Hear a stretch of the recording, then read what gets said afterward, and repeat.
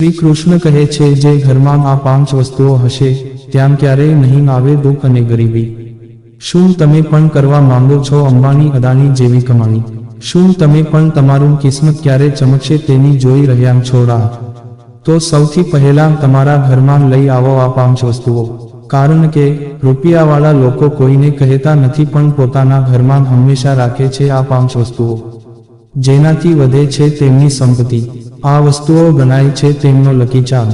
વાસ્તુશાસ્ત્ર અને ફેંગ શુઈમાં કેટલીક એવી શુભ વસ્તુઓ અથવા પ્રતીકોનો ઉલ્લેખ કરવામાં આવ્યો છે જેની હાજરી ઘરમાં સૌભાગ્ય લાવે છે. જે ઘરમાં આ 5 વસ્તુઓ હોય છે ત્યાં દુઃખ કે ગરીબી હોતી નથી. ત્યાં હંમેશા સુખ અને સમૃદ્ધિ રહે છે.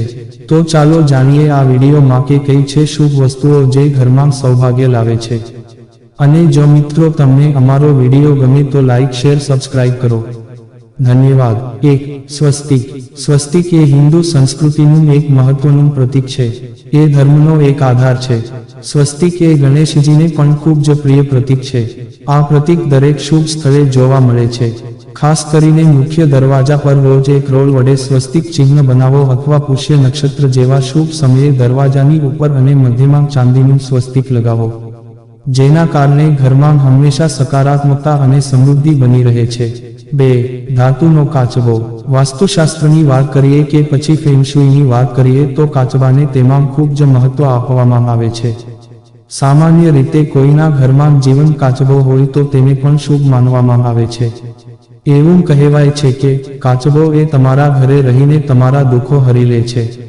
ત્યારે ખાસ કરીને વાસ્તુ અને ફેંગ શુઈમાં ધાતુના કાચબાને ખૂબ જ શુભ માનવામાં આવે છે. હિન્દુ ધર્મમાં કાચબાનો સંબંધ ભગવાન વિષ્ણુ સાથે છે.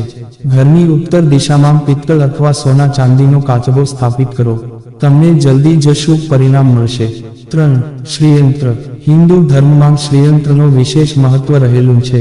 ખાસ કરીને ધનની પ્રાપ્તિ માટે આ યંત્રનો પ્રયોગ કરવામાં આવે છે. આ યંત્રની નિયત નિયમાનુસાર પૂજા અર્ચના કરવાથી ધનની પ્રાપ્તિ થાય છે એવી માન્યતા આપણે ત્યાં વર્ષોથી પ્રવર્તમાન છે. દેવી લક્ષ્મીની કૃપા મેળવવા માટે શ્રીયંત્ર ખૂબ જ વિશેષ છે.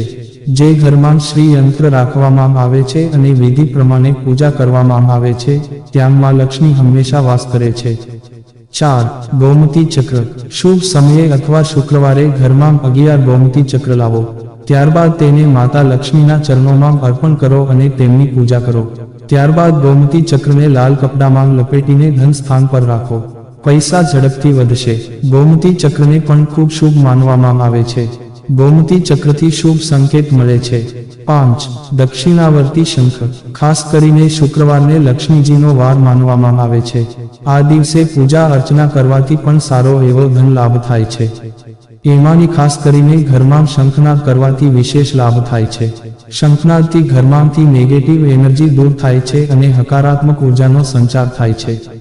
શુક્રવારે દક્ષિણાવર્તી શંખને ઘરમાં વિધિ પ્રમાણે સ્થાપિત કરો અને દરરોજ તેની પૂજા કરો. તમારા પર હંમેશા માતા લક્ષ્મીની કૃપા રહેશે.